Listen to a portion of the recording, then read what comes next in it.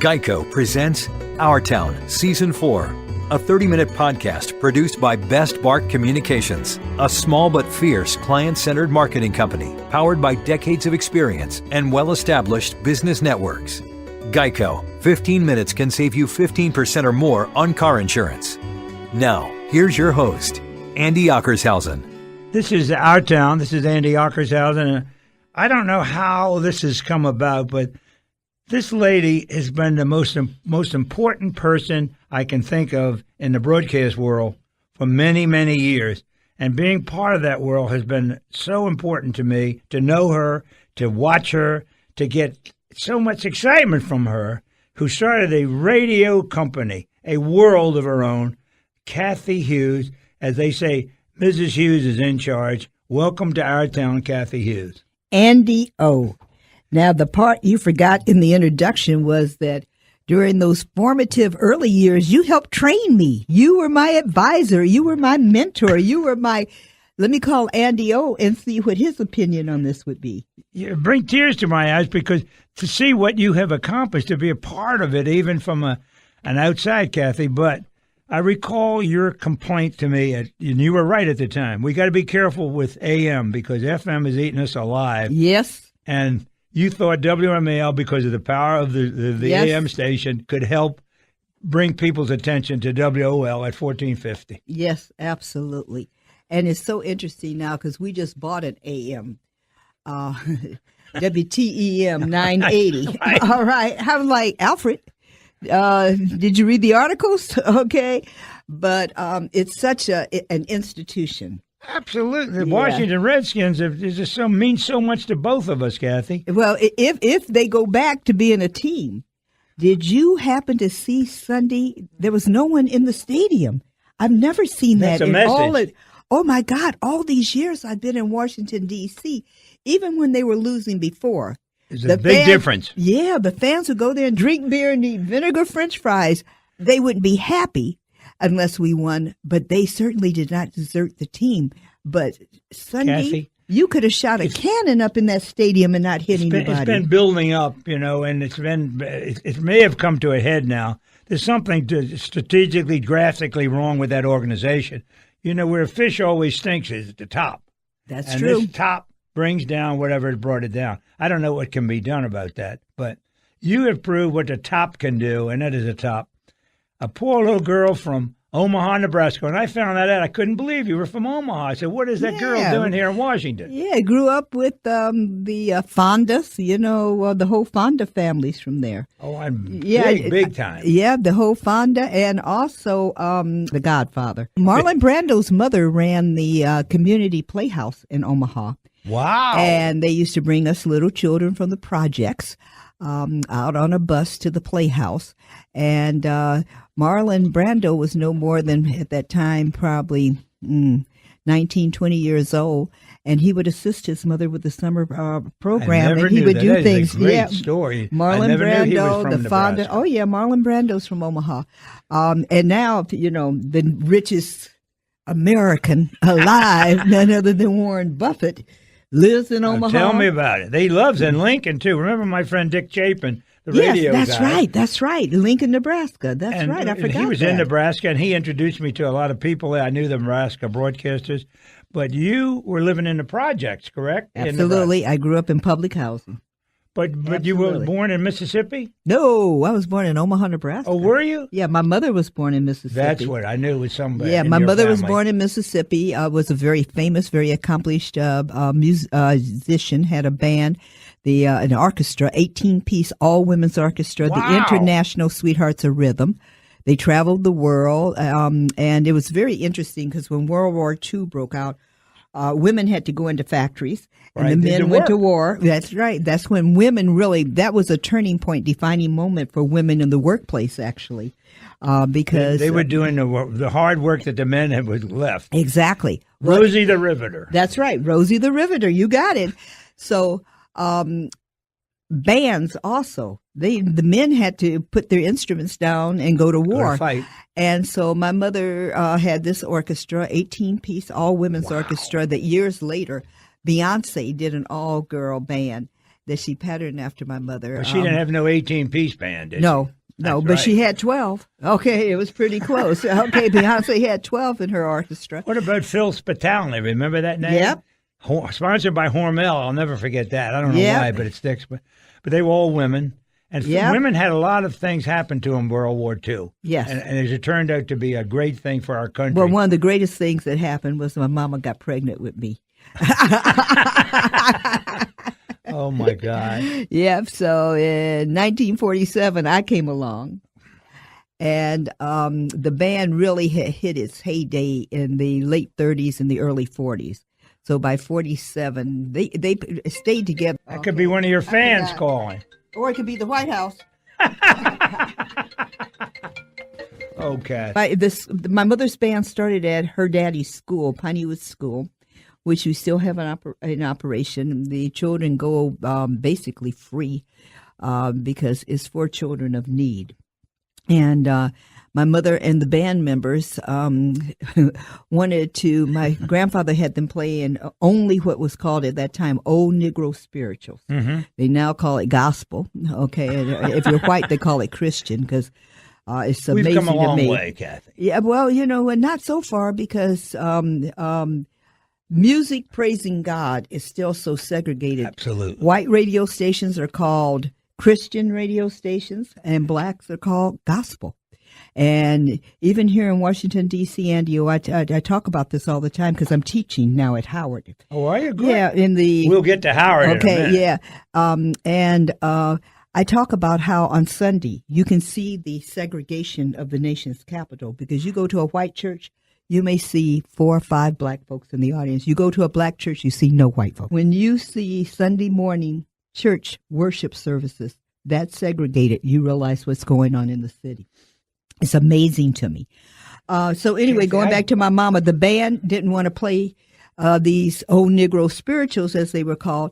They wanted to play at that time swing, which was the forerunner to jazz. Absolutely, Okay, swing came before jazz. Great bands, Benny That's Goodman. right. There you go. They were swing bands, and so they ran away from the school one night. All the girls, all the students, they made a little mistake because they ran away driving my grandfather's tour bus. He's credited with having designed the first tour bus in the history of the entertainment industry because these black girls couldn't sleep in hotels. And so he put bunks in a bus, had an old city bus that he converted to a tour bus. So they took that and came to Washington, D.C. So it's kind of the band. They were headquartered right here on 7th and U Street. Wow. By the baseball park. And by the baseball park. Griffith Stadium. Where Arthur Godfrey and all them used to do the games on WOL. Oh, I remember on that. WOL, okay. Willard Scott gives us credit for that. He started WOL, which was the initials of the man who owned it. But I tell him, when you only have 3 call letters, you realize that you went on the air before. That Everybody. means you went on the air before the KYW, FCC. I know him quite okay, well, yeah, Kathy. you went on the air before the FCC came You had into Turner's Arena in that neighborhood, too. That's didn't you? right, Turner's Arena, That all was an of that. event place, and there was a lot going on. Mm-hmm. And the Howard Theater and the Lincoln Theater. Yes. That was really the head of the black community that I grew up with. Absolutely. And it was great, and the ballpark was great. Yeah. But how you then came to Washington from Omaha. From Omaha. Mm-hmm. But you didn't. Did you come to go to work for WHUR? No, I came to work for Howard University. I was on the faculty first. Oh, It was the first School of Communications faculty. They had just established the School of Communications at Howard. Well, Ernie Fears, or your Ernie Fears is my Ernie Fears was junior. He was doing. I got the third and the fourth. I know. Working for me. IV. Okay, IV. I got the third and fourth. You had the junior. I had the beginning. But you I know even what? met his dad one time many years ago. Which was so progressive. Oh, it's been great. Okay, so progressive of you to have him in a management position During those days. That was unheard of. They said, Absolutely, yep. People would say to me, well, he didn't grow up in radio. I said, it's immaterial. He's a leader. He will lead. The station stinks, and Ernie brought it up alone. And it's all because of his talent, not because of his color, because of his talent. Yeah. Ed Scandrett and Phil Brown. Oh, my goodness. These names. Me too. Ed Scandrett lived in my apartment building down the hall. One of the things I really loved about you, because so many people told me when I wanted to become a broadcast owner, that number one, women don't, own black radio stations because, still to this day, black radio is a little rougher, situation to own and operate than our, counterparts. But they said I didn't have the temperament.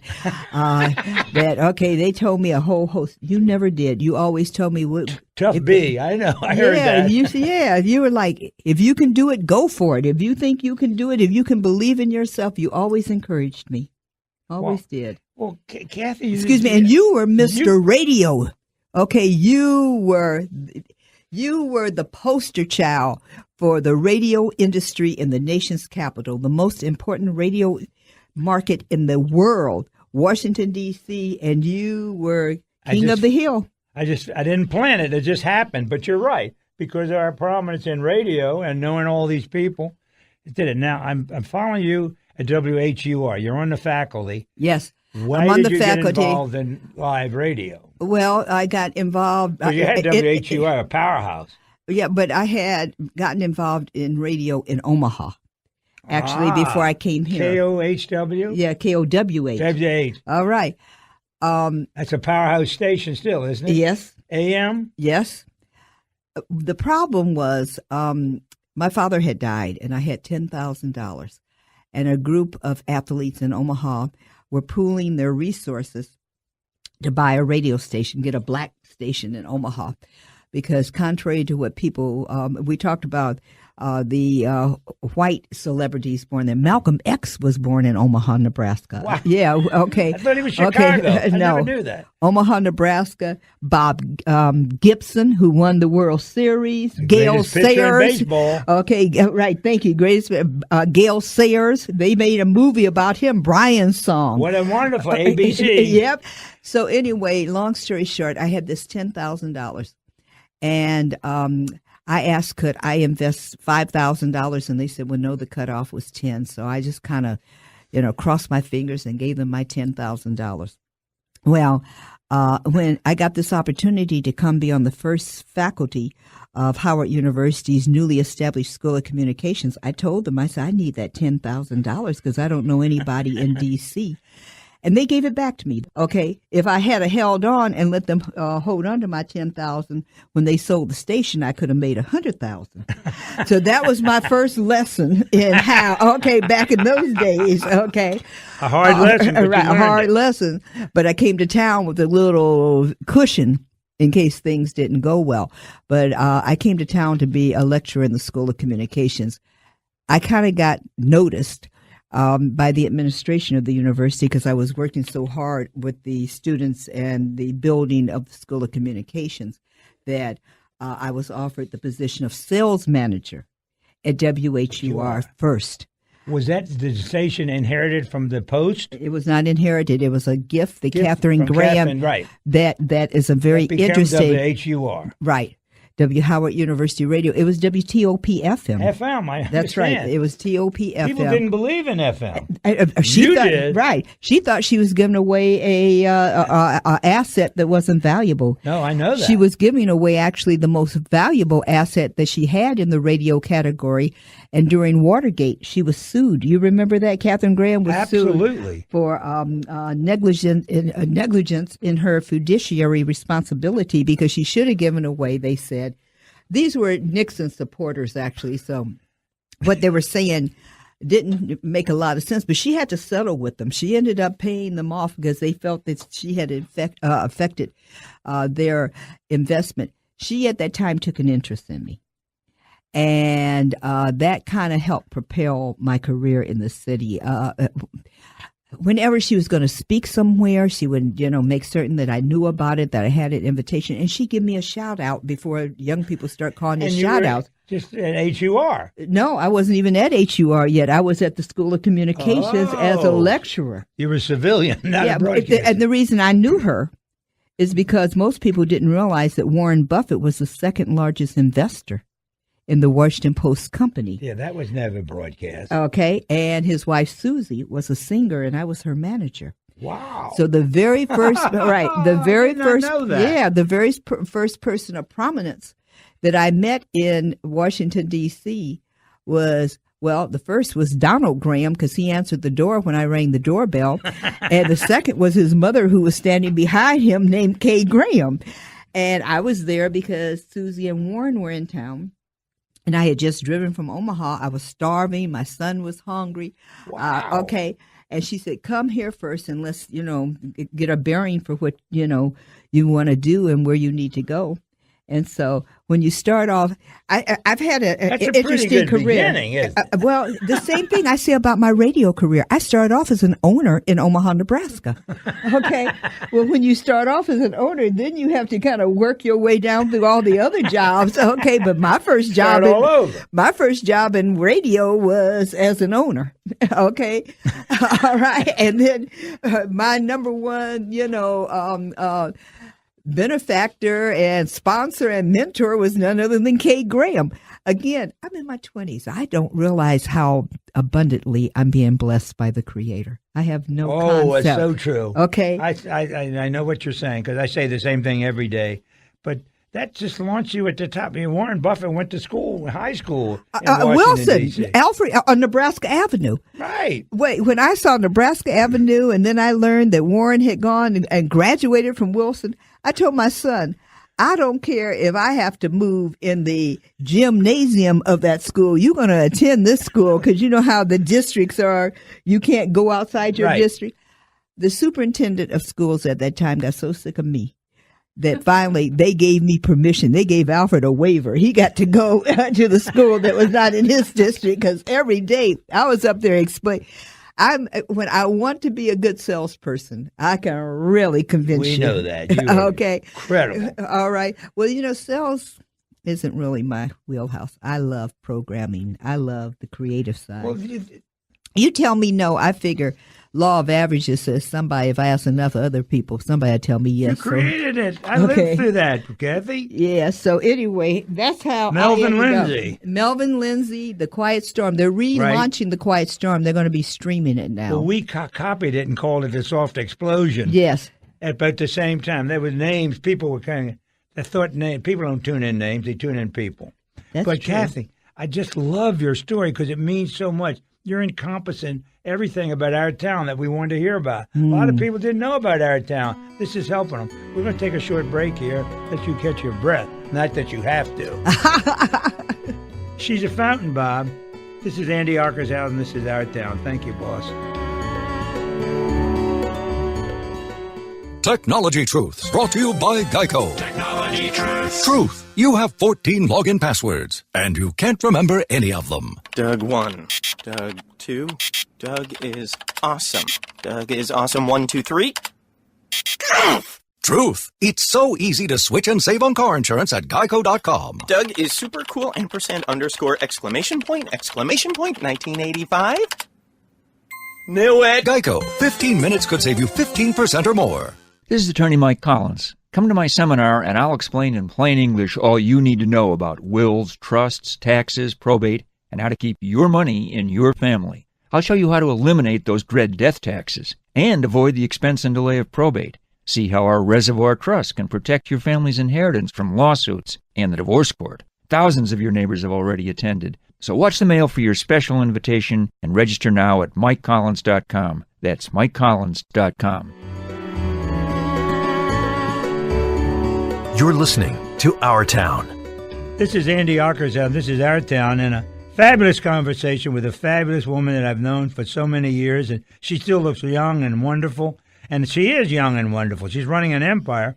I met her when she was with WHUR, but then in later years, she came to Channel 50, where I was ensconced for a while, and did a TV show. Thanks to you. Cathy You're the Hughes only show. one who would say yes to me.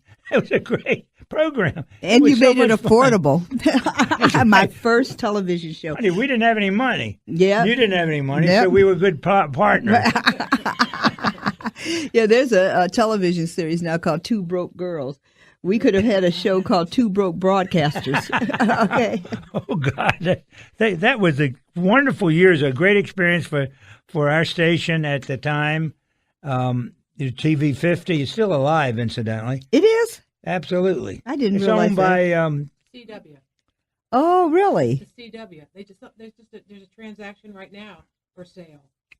There is? Wow. I didn't know that. Yeah, Mark Pedowitz is the head of the CW network corporately, and he's a good friend of mine. I didn't know that. I got to talk to him. I don't think he knows I got my start on television. Right because, there. yeah, then when we launched TV One a few years ago now, I ended up doing 50 interviews because of my experience with you at Channel 50. You did so many things, Kathy. They were great. Now, how did you get from WHUR to WOL? Okay. That is the story. Well, I had a big crater in my career road between Howard University and WOL, and it was a station that I now own. Another very interesting story. WYCB had been dark. It was a signal that had been in the FCC dark for almost 17 years. An FM signal? No, AM. An AM, oh. 1340. And a group of the most distinguished black and white citizens of Washington, D.C.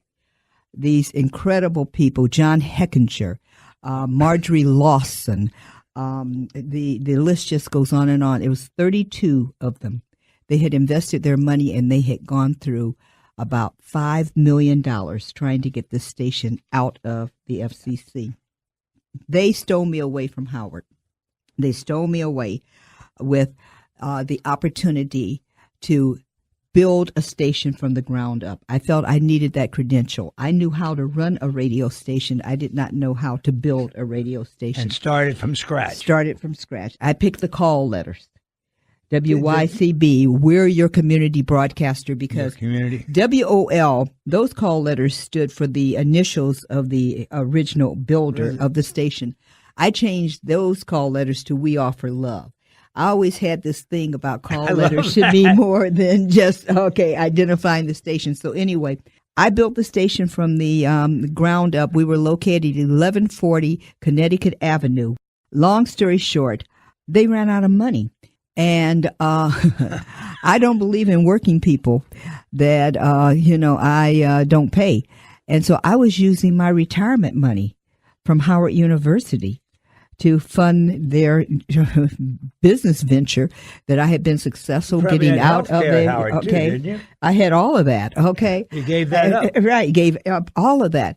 So long story short, they asked me to shop a package for them. And I said, if you want me to go out and get funding for your radio station, then you need to give me an equity position. Ted Hagans at that time was this big black developer in Washington, D.C.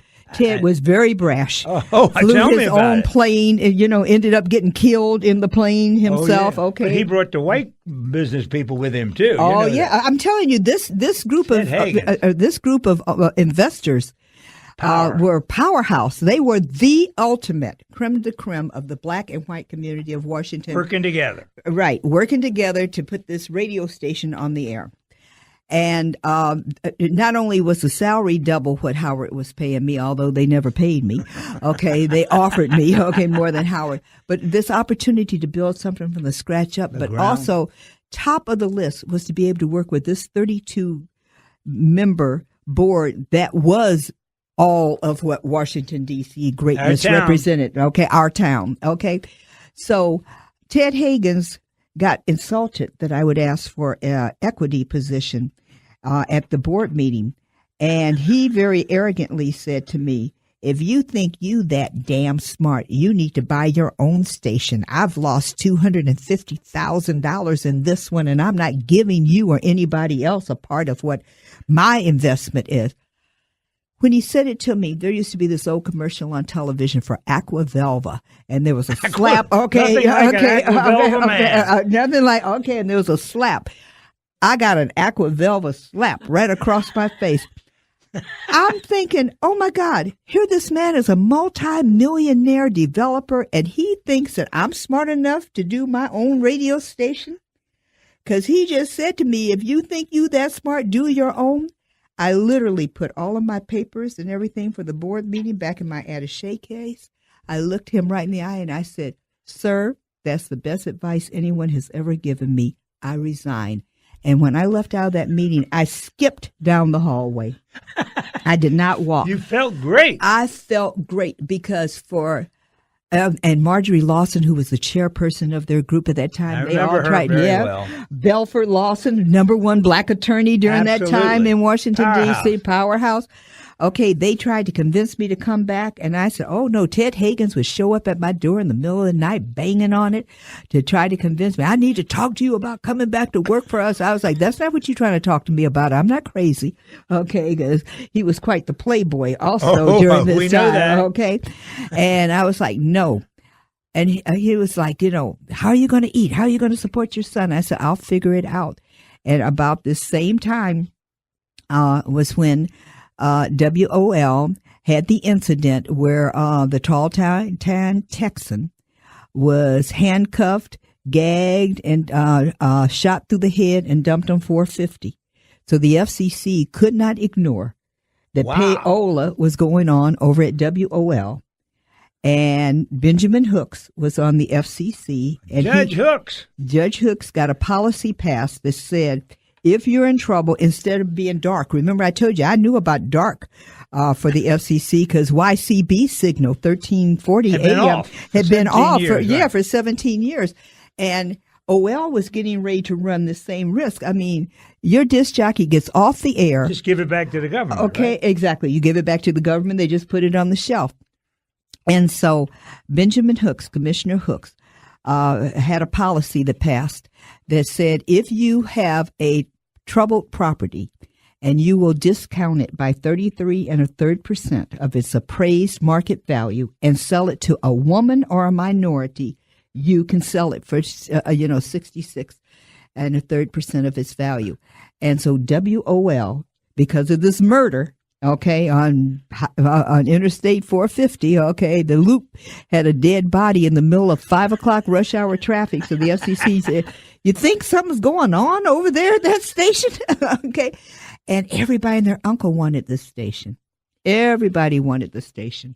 And Dewey had worked for Egmont Sonderling, who not only owned WOL, Sonderling Broadcasting. Absolutely. He was an immigrant that talked about arriving from Poland with a $1.65 in his pocket. He owned black movie theaters in black neighborhoods around the country, and he owned several black AM radio stations. Because when WOL went from being a white format to being a black format, it became the #1 black radio station in America. It went straight. Okay. Because of you. No. This was way before me. This is Dewey's time. Music station then, music station, right. This was before. So Dewey was an intern. He had just gotten out of the Army, and he was interning at WOL. And this was not the first time that the FCC had investigated them for payola and irregularities. Remember, back in those days, we had to have public files that people could come check. They come and go through your pants. They do anything. Right, exactly. So Dewey, being an intern and a former clerk in the military, in the Army, kept these just, perfect notes.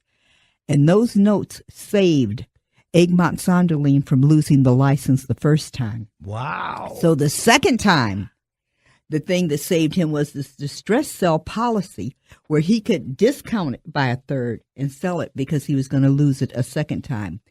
And I asked Dewey to go remind Egmont Sonderling that he had saved this license once before. Now, during this time, because it's Washington, D.C., Muhammad Ali tried to buy the station. Senator Ed Brooke had just come out of the United States. Yes, I remember Ed. He tried to buy the station. All these distinguished people from around the country were vying to buy WOL. Dewey went to Egmont Sonderling and said, I want to buy the station. And he laughed and said, where are you going to get the money, Dewey? And Dewey said, my wife's going to take care of it. And so he said, who's your wife? And he said, you don't know her, because Egmont Sonderling could not stand me because I had created the Quiet Storm. Okay. I had put a hole in AM radio. Right. I had punched a big hole in the boat called AM radio in D.C. with WHUR because, the point I didn't mention, one of the reasons that the people who sued Katharine Graham had their day in court was because it turned out that WTOP-FM, which is now WHUR, is the finest signal. It's near perfect in the nation's capital. Correct. You can hear that bad boy. Fabulous. Okay, the 50,000 watt FM signal. Okay, and that's part of why I was able to punch a hole so quickly in the AM market. And so he didn't tell him it was me. Okay, because Egmont Sonderling would not have given us the deal if he had known that I was the wife. And so Dewey said, "Oh, you don't know her. She's, just a quiet little lady that I married." And so he signed a purchase asset agreement with us from his hospital bed. Wow. He told Dewey, he said, "We've got to do the paperwork now. I'm going to have a communications lawyer." This was way before Dick Riley became the communications lawyer. Anyway, he had him come to the hospital, and they did the asset purchase agreement with Dewey right there in the hospital. And sign the papers? Signed the papers, and then I didn't have but one problem. You didn't have any money. You got it. But he didn't know that. I'm glad you knew. I wasn't dealing with you, Andy-O. Well, she's an employee of the government. Because HUR was not run like a broadcast. Oh, it was run no. like a division of the university, right? No, it was. We got government checks. We were all GS rated. When you had to get pencils, you had to go sign a request form. We had to go to the GSA store. Right, I knew that. Okay, yeah. We had to fill out requisitions for our paychecks. Everything. Howard University is a land grant college. Most people don't realize that. It's not a historically black college. It's a land grant, which means it's a government agency. Correct. And it was during my tenure as general manager of WHUR that Dr. Cheek, who was very close to George Bush, convinced President Bush to transfer their funding to an account. So you didn't have to go to requisition. So we did not have to go to requisition because one little error on your paycheck, it took you months to get your money. Months. I used to get those complaints all the time. Oh my God, it was the worst system. We couldn't get people paid. We couldn't. We didn't get paychecks. Our vendors. And so, but the audience didn't know that. The audience had no loved idea. the sound. Loved the sound. And the signal was pure, correct? I lived through that, Cathy. Yep. I know what you did. Yep, absolutely. And the quiet storm was evidence to the absolutely. market that this station's got a place. So should be here. I start really praying on it, quite frankly, and really analyzing it. And I realized that what I had done at Howard University for WHUR was significant enough for this group of distinguished Washingtonians to double my salary and give me the opportunity to take their money. Like I said, although they never came through with their money, but to promise me their money to build a station from the ground up. I said, I think that's a good enough credential for me to take to a bank. So I took it to Chemical Bank of New York. Wow. And Chemical Bank of New York loaned me $1 million to buy on your signature, WOL. basically, right? On my signature, but I had a little bit of help because my reference was K. Graham. And I have to honestly tell you that the loan officer at Chemical Bank called me and thanked me for the opportunity of being able to talk to K. Graham personally. It went past the loan officer to a senior VP at Chemical Bank, and he was so thrilled. He called me and thanked me. He said, That's like the keys to the kingdom. Right. He said, Miss Hughes, I just want you to know that if I ever write a book, it's going to start off with my day on the phone with Catherine Graham. I cannot believe this. And he's going on and on. And I said, excuse me, sir, does that mean I'm going to get the loan? Oh, hell yes, you're going to get the loan. When he heard that name. Right. If I had known, I would have upped the amount of the loan application. Okay. And Mrs. Graham gave me her vote of confidence, and they loaned me $1 million. Oh, fabulous story. Okay. And so that's how. So then you say, now you got to get a facility. But wait, I got one more part of the story. Go ahead. Okay. The other part of the story was that the lawyer now is mad because he feels that, we caught Egmont Sonderling on his deathbed, which was true. Okay. But he was still functioning. He wanted to do that, right? All right. And he owed Dewey the favor. Okay. Seriously. And so he put in a stipulation that we had 30 days to prove that we had the financial wherewithal to buy it, and that we had to put $100,000 in escrow that was non-refundable. And at this time, I'm working with Syndicated Communications. Herb Wilkins and Terry Jones are putting together my whole package and getting, because I needed more than the $1 million for the station. At that time, remember, you had to prove that you could operate the station, that you had the revenue to operate the station for 1 year in order to get your license approved at the FCC. So you had to have the purchase price and 1 year operating capital. So I didn't have $100,000 that I could put in escrow. Although Chemical Bank is going to give me $1 million, funding's going to come through, but they just don't write you a check when they tell you you've been approved. No, it takes a while. Process. It takes a while. It's a process. And Dewey grew up in Southwest D.C. with Herb Fame, who at that time was the #1 recording artist with Peaches and Herb. They had Shake a Groove Thing and Reunited. We love Peaches. Okay, Peaches and Herb. Okay. Herb Fame comes by our apartment to show Dewey an $865,000 royalty check from Shake a Groove Thing and Reunited. I pulled Dewey in the back room and I said, ask Herb, can we borrow $100,000 for 30 days? Terry Jones and Herb Wilkins have said that the first piece of funding should be deposited in our account within 30 days. Dewey's like, I can't do that. I can't do that. Now, you already made me do Egmont Sonderling. Okay. I was like, we're almost to the finish line. You got to do it. We got the deal. Now we got to fund the deal. You can't chicken it out, Dewey. Exactly. You can't choke at the finish line, baby. We got to cross this line. So I went back out the living room, literally dragging my husband like he was a little kid, saying, Herb, Dewey got something to ask you. And Dewey was like, well, Herb, I said, we need to borrow $100,000. So he said, for what? And I said, to buy a radio station, WOL. And he said, well, let me ask Herb Cohen. Okay. Paul Cohen. I'm sorry. Paul Cohen was the manager of Peaches and Herb and really responsible. Guy, Paul Cohen, the Mark IV. Yeah. Okay, the nightclub, J. Paul's in Georgetown, Georgia Brown's now. Yeah, okay, Paul. that's Paul Cohen. Yeah. Okay, so Paul Cohen not only managed Peaches and very Herb. well. Now Okay, I know yeah. No, you know Paul. Paul Cohen not only managed Peaches and Herb, he was married to Peaches.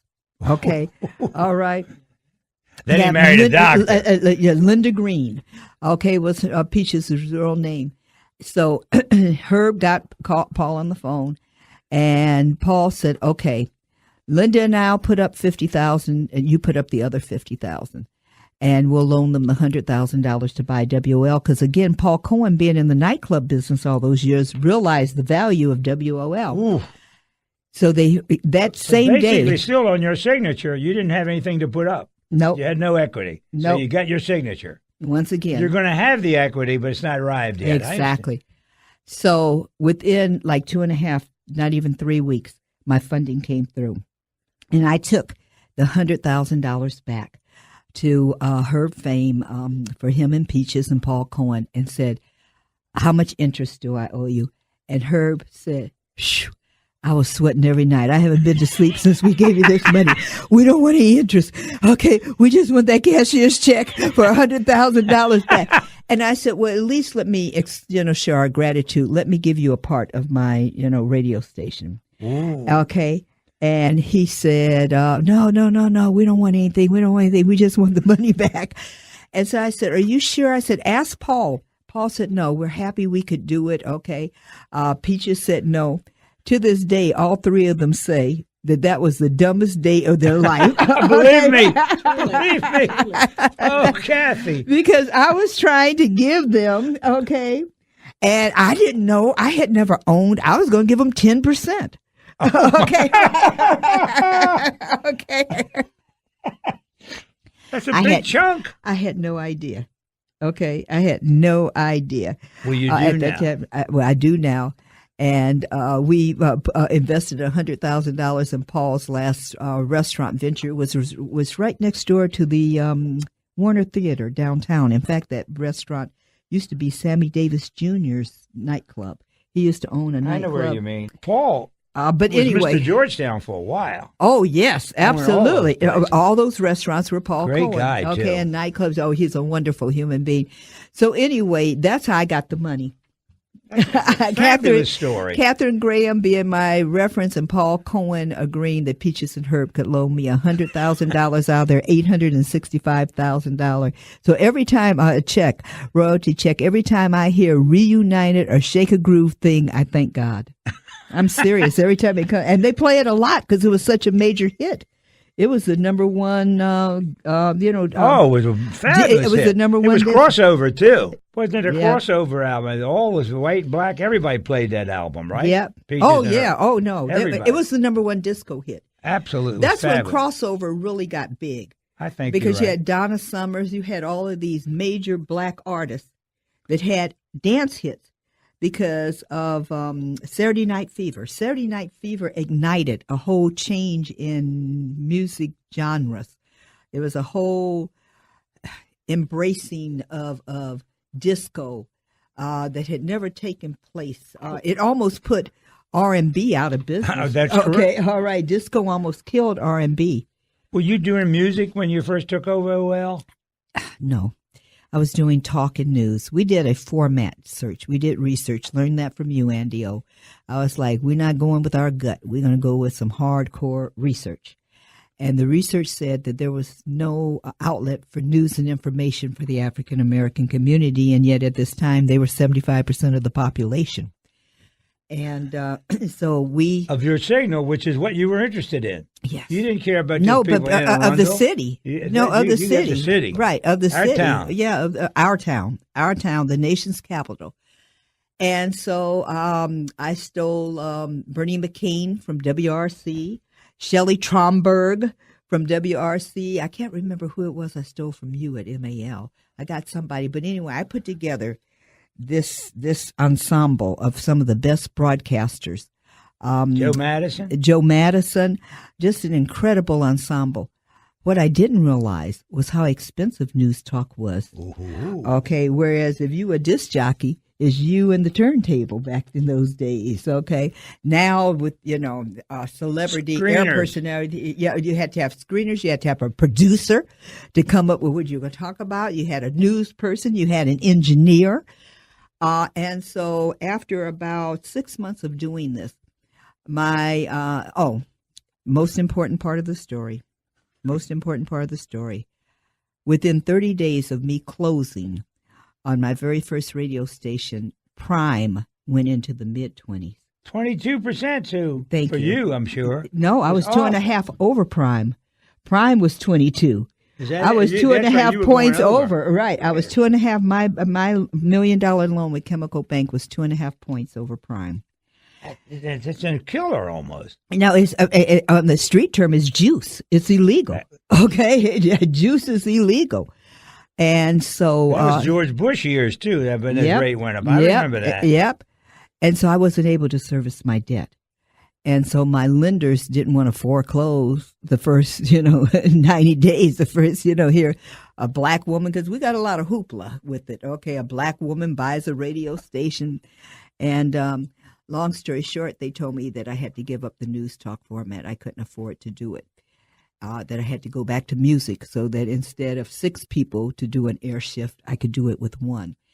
And I said, I can't give up on news and information. My community needs it so badly. This research was just so revealing.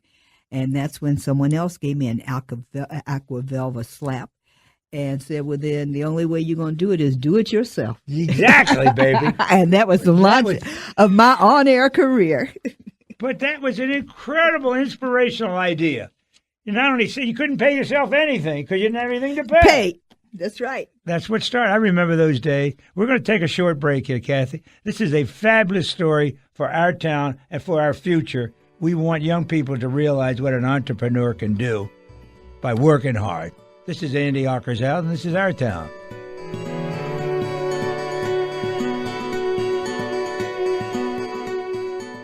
Hi, Tony Sybil here to tell you about Tony and Joe's and Nick's Riverside Grill at Washington Harbor in Georgetown. Spectacular new restaurants. We've spent a lot of time rebuilding. You'll love it. It's really fantastic. For any information, you can go online to tonyandjoes.com. It'll be a wonderful experience for the whole family. Call 202-944-4545 to make reservations. Everything is fabulous. You've got to come down and have some wonderful food. Hi, I'm Charles Mann. For athletes like me, playing every down in a pro game is like getting in a car accident. After years of playing football in Washington, my body is broken. I've had countless surgeries and joint replacements. I've been looking for a non-surgical treatment since I ended my career. I heard a radio ad for a seminar about alternative treatment. It's called regenerative medicine, which stimulates your own body to heal and repair itself. No surgery, no more pain. That got my attention. I went to a seminar to learn firsthand all about it. Now you too can benefit and receive this treatment. This is the same procedure that pro athletes use to quickly and effectively recover from injury. If you're looking to eliminate your pain and arthritis, or if you thought surgery was your only option, take the first step like I did. Call 410-787-7250. Register for the next seminar and learn more about this breakthrough procedure. Seating is limited. Register now by calling 410-787-7250 and start living life again. You're listening to Our Town with Andy Ockershausen. Brought to you by Best Bark Communications. This is Andy Ockershausen. This is Our Town. And Cathy has just realized that she's got to become a performer. From this poor little girl from Omaha, Nebraska, to an executive with WHER, she's going to be a performer in not a new role, because she's been performing her whole life. She's on the air doing the morning show at WOL. Well, it started off because Dewey and I did it together for about 6 months, and then Dewey decided that this 2.5 points over prime was overwhelming, that we needed to let the bank take the station back. I said, over my dead body, I will not give it up. So he said he was going to move to L.A. Because he was friends with the person who had produced Peaches and Herb, Freddie Perrin, another D.C. native. So he said, I'm going to L.A. You're welcome to come, but I'm not going to leave your son here with you. He said, I'm going to take Alfred with me and put him in school in L.A. because you can't try to hold on to a business venture, hold on to the radio station, and raise him too. And Alfred was at that 16, 17-year-old point where he needed serious parental supervision. Not that he needs it any less now, but anyway. He's an adult 17-year-old. You got it. So long story short, Dewey left. And he didn't think that I should do the radio show by myself, because he really felt that he was the star of the show, because by this time... Male ego. Right. Well, when Dewey left WOL in the Egmont Sunderland days, he went to WRC with Jim Vance, and he discovered Sue Simmons and Glenn Harris. He won 14 Emmys. Well, tell me about it. At NBC, WRC NBC. So he had 14 Emmys. So over here, this little 1,000-watt AM station wasn't exactly befitting his illustrious career.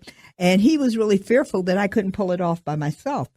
And so I stopped, going on the air once he left. And the reality is a couple, the Miggins, who had been a big client of mine, said to me, we liked you on the show as much as Dewey, or maybe even better. You should try it by yourself. And I said, no. That Sunday, they came over to my house and they said, do you mind if we sleep in your guest room? And I'm like, no, you can stay in my guest room.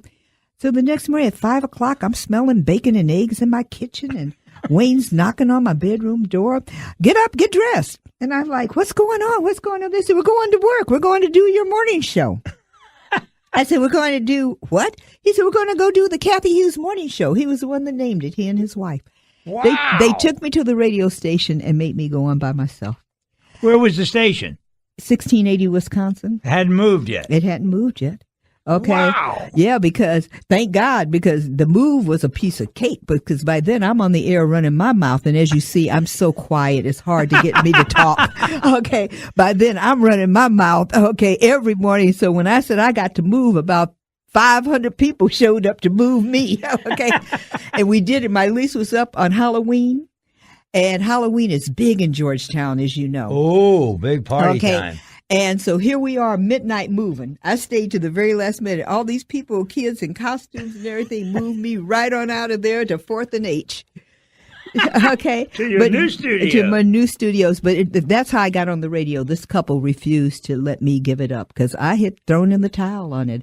I was like, it was a genius move. You didn't know it at the time, but it turned out. And listen, I love radio. I am so thankful to this God was that your we're life. not. Yes, thank you that we have TV One and I One Digital and One Solution and Reach Media, but the foundation of all that is radio. Radio. Oh, you're so right. Okay, radio. Radio is an immediacy medium.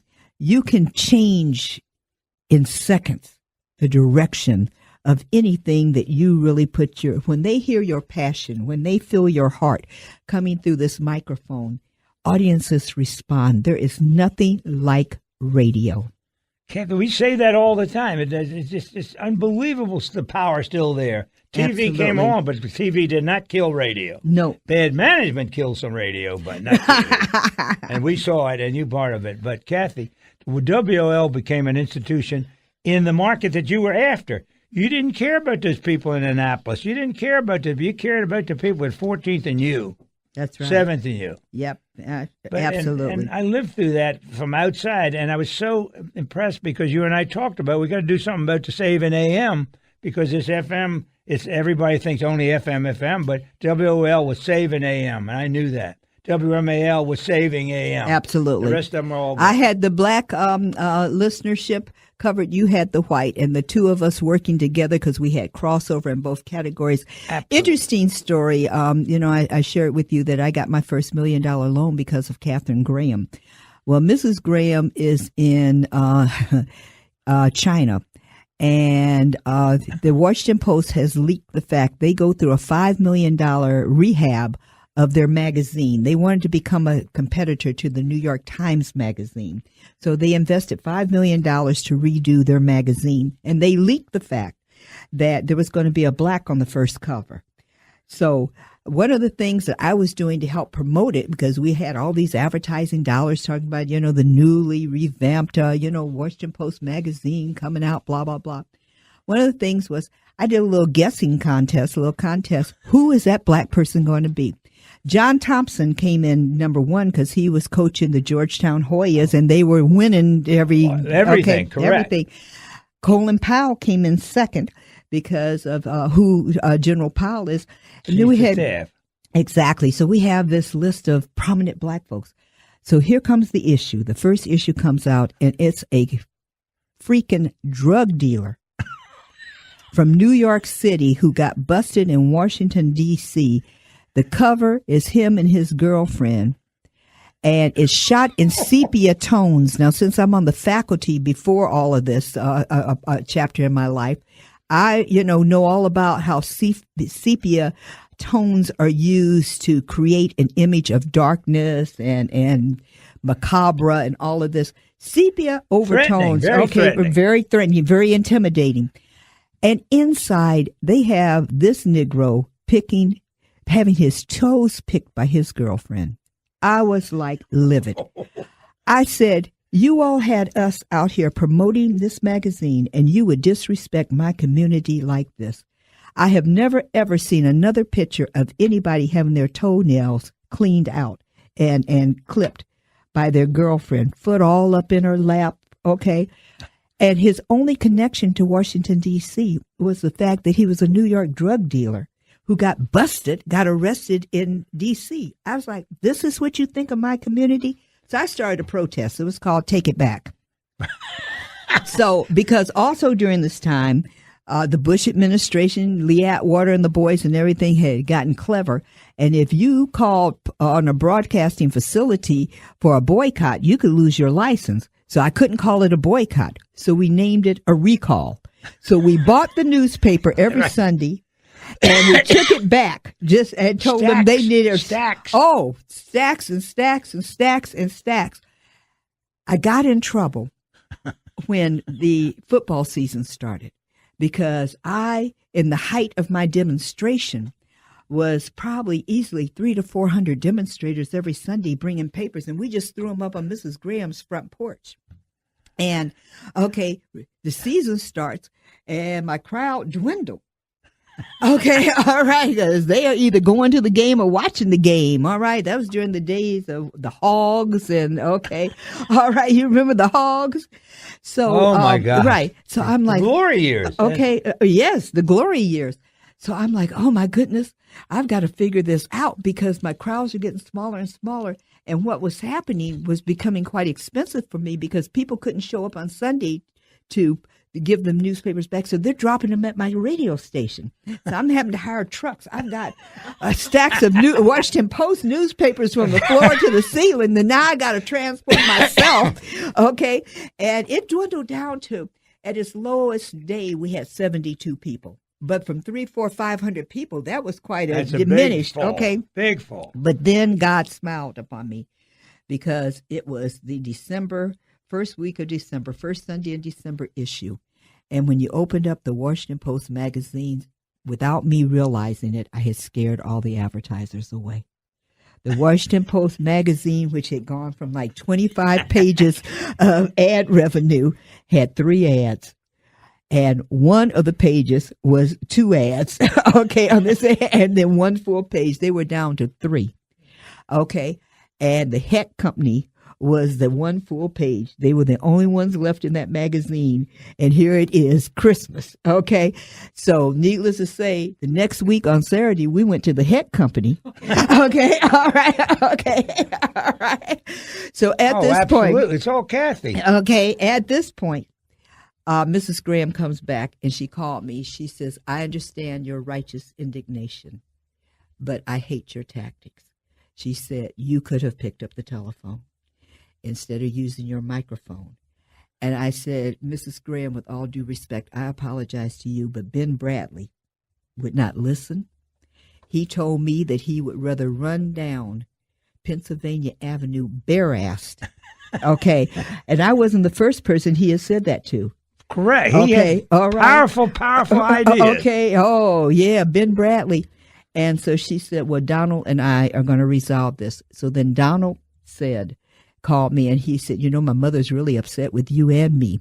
And he said, but I'm going to start coming on once a week until we reestablish our relationship with the Black community and show you and your community that we are very serious. We are a hometown newspaper, which I didn't know at that time. Don Graham explained that the Washington Post is still such a credible publication that you would think that it was national. It was not. You couldn't get a Washington Post outside of Washington, D.C. They were not like the New York Times. No, or the L.A. Times. Or the L.A. Times. They only wanted Maryland, Virginia, and D.C. readership. That's what they focused on, put all their money into that, and did the best job of any of the other newspapers.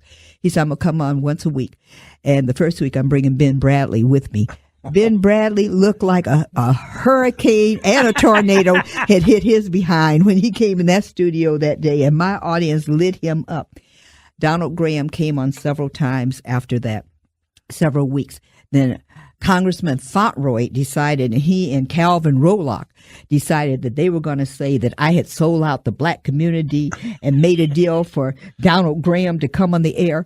Donald Graham said, why was she, that doesn't benefit Can't her. buy him. Okay. No, exactly. Correct. Okay. And so I had to weather that storm because I said, you all didn't bring your church congregations. You didn't bring the United Black Fund. You didn't bring people down there to support my demonstration. But now that I'm trying to resolve it, I said, I was down to like 72 protesters. Okay. I'm having to lug all these papers. You all aren't doing anything but criticizing me. And not helping at all. That's when Congressman Fauntleroy and Calvin Roloff went on this campaign about, my station didn't have credibility and a bunch of things. So then I asked for an investigation of both of them, and that kind of quieted that down. Okay, quieted that down. Okay. Oh, you had the air. You had something that they could not That's what I was touch. going to say. They had the air. Thank you. Exactly. Had Exactly. the people. The Because people what I loved said to Donald Graham was, for the first time, black people in Washington, D.C. have the same thing that you have, the ability to daily talk about what's important to them. And right now, how you have disrespected us is the most important thing. Donald Graham called me within the first hour of him being notified that his mother was dead. It's about to make me cry now. He said, they told me that my mother is dead, Cathy, and I knew that she would want you to know. And I said, when did it happen, Don? He said, within the hour. And I just broke down on the phone for him to show me that level of respect and concern and love. He said, my mother cared so very much about you and your career. And that touched me so deeply. So I have said unapologetically, my number one goal in life is to be to the black community what Katharine Graham has been to this country, to the white community primarily, but also to this country. I want to enlighten, I want to inform, and I want to entertain my people and make them feel good about themselves. When this protest was going on, and Don Graham asked me one morning on the air, what was the thing that made you so upset? Why are you so irate about this, magazine? I said, Mr. Graham, when white people get up on Sunday morning and they read the Washington Post, they feel they can conquer the world because you have stories in there about their greatness, about their accomplishments, about their excellence. I said, when my people get up and read the paper, we think we all going to jail, we all doing drugs, and we all broke. I said, that's why I'm infuriated. I said, but let me tell you something that I've learned from this demonstration. It is not your job to tell the story of me and my people. It is my job to tell the story of the black community. I said, so I thank you. I said, because throughout this demonstration, the best thing that was learned was that to have my own voice for my own people is the most important thing I could do. That's a revelation. It's a revelation. No, the public didn't believe that, but you proved it, Cathy. Oh, absolutely. From the outside looking in, it was such a big, big thing in our town. I know what it was. Oh, my God. That demonstration was front page news because at that time, too, Sun Moon had the Reverend Sun Young Moon. Reverend Sun Young Moon had the Times. Okay. And he was so happy that I was down there demonstrating against the Washington Post. I was front page. Every day he could get me on the front page. They loved it. But anyway, sorry to get emotional, but that Donald Graham calling me to let me know that Donald's a very dear friend. He is one of the nicest human beings. The family is the one had him go to be a cop. Did you know that? Yes. Remember, he worked the beat over number 9. I know absolutely. The whole story of Donald. To find out about our town. Yep, exactly. That's why he was such a big part. He still is, and he's a great guy. And what the Post has done and what the people... they changed the world. They changed the history. Mrs. Graham and Donald and Ben Bradlee, too, although he's cantankerous. Okay, he's still the best. Okay, all right. He is still the best. He was a tough SOB. Oh, my goodness. He was a tough cookie. So, quick fast story. When we went public in 1999, Alfred, I had never been to Europe, and he took me to Paris. And I didn't know that the French call for demonstrations and boycott at the drop of a hat. They're in the midst of right now where they're burning up stuff. Anytime you can say that. So, Alfred had scheduled a car service to take us around. That day that we arrived, they had called for a nationwide cab strike. So that morning, we come downstairs to get our car to go sightseeing, and Ben Bradlee is at the front desk of this hotel raising hell like you would not believe. The Washington Post has this important meeting, and he's just going off, and you SOBs, and okay, you got to get me out of here. You got to get me a private car, and I've got to go, and he's just going off. And I walk up to him and I said, Mr. Bradlee, I don't think they have any private cars, but we have one. Could I possibly drop you? And he looked at me, he rolled his eyes, and he grabbed he's yes. And so when he got in the car, we took him to his destination. He got out, slammed the door, and I think he muttered, thank you or something. And Alfred and I are looking at each other. Okay. And when I got back to Washington, I had the most beautiful letter. And then I didn't know about archives and saving stuff. I should have saved the letter. He wrote me the most beautiful letter saying that he remembered the morning I had said to Don that the learning experience for me had been that it was my obligation to service my people, not ask the Washington Post to tell our story. I should tell. And he said to me that morning in Paris, France, that he had an aqua velvet moment, and he realized that the old saying that there are no permanent friends or enemies in love or business, it was true. And that he ended it by saying, I want you to know, Cathy Hughes, I love you. Okay. And I was like, oh my God, how valuable would this be now if I had had sense enough to say the darn letter? Okay. I showed it to folks and laughed about it and everything, but he didn't apologize, but he thanked me in his way. But he did apologize. Yeah. He said, okay. Yeah, he said there's no. To that. Ben Bradlee was a famous letter writer for screw ups. I know that. Oh, really? Oh, you got one of those letters? You and I both got one. Yeah, we could have sold them on eBay. They did something in a column and I never called him. And he wrote me a letter, said, we apologize. The writer was wrong. Well, he wrote me a letter. He said, and I thank you for not calling or writing. I didn't say anything to him. Let time take care of those things. Like you said, you're either friends or relatives forever. But, Cathy, after that, you're becoming a national figure. You're accumulating properties. You're buying properties. And now you're in 15 cities?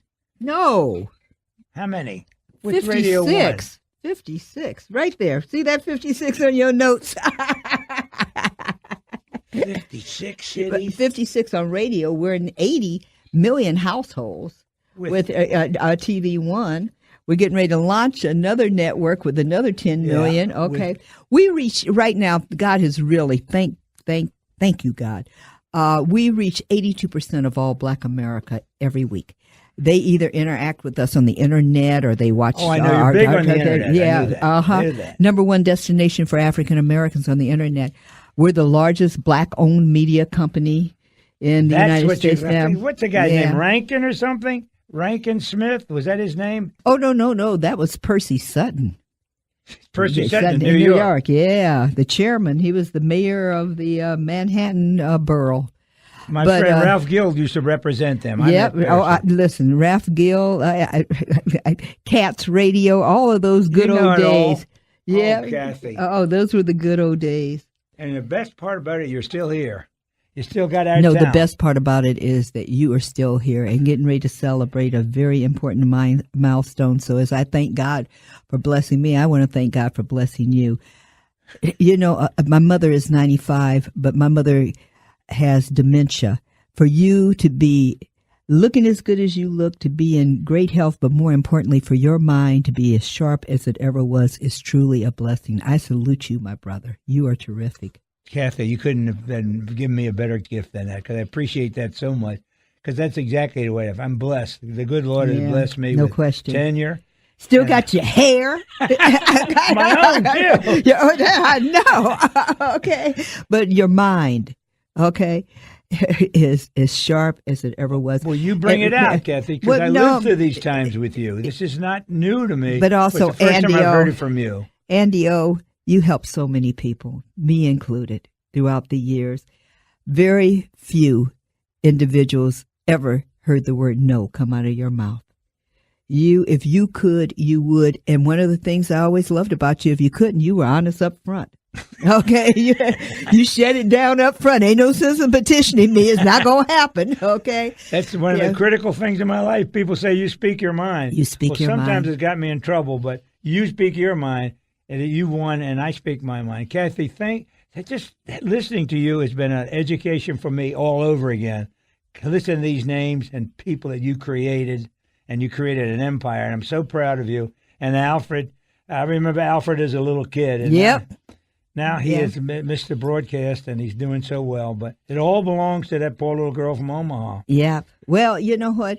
I really, really, really love the mission that I was assigned by the Creator, which was to uplift my people, to disseminate information, because information is power. The ultimate power. The ultimate power. And when you do that which you have been destined to do, which if you believe in any of the religions, it's all predestined. You just have to be cooperative with it, okay? And if you are, then you are blessed. And you and I both followed our missions. This beautiful woman married me and insists I go back to be part of the church. So she's made me back what I started. Wow. And I'm the blessing for that. God has really helped me over so much in life. We're going back. Well, to maybe church. I should go to church with your wife, because if I look as good as you when I hit 90, okay, maybe that church, maybe their baptism well is a fountain of youth or something. So I still bless myself every day. Yeah. Thank the good Lord, and thank the good Lord for you and being Thank such you. a dear, wonderful, fabulous friend. But best of all, a friend to this town, to our town. Our town. You're as big as any friend we ever had in our town, and I mean that. Thank you. God bless Thanks you. for everything you've done for radio and for broadcasters and people of all color. This is Andy Ockershausen. It's been our town. Cathy Hughes, the greatest. You've been listening to Our Town Season 4, presented by Geico, our hometown favorite, with your host, Andy Ockershausen. New Our Town episodes are released each Tuesday and Thursday. Drop us a line with your comments or suggestions. See us on Facebook or visit our website at ourtowndc.com. Our special thanks to Ken Hunter, our technical director, and WMAL Radio in Washington, D.C. And thanks to Geico. 15 minutes can save you 15% or more on car insurance.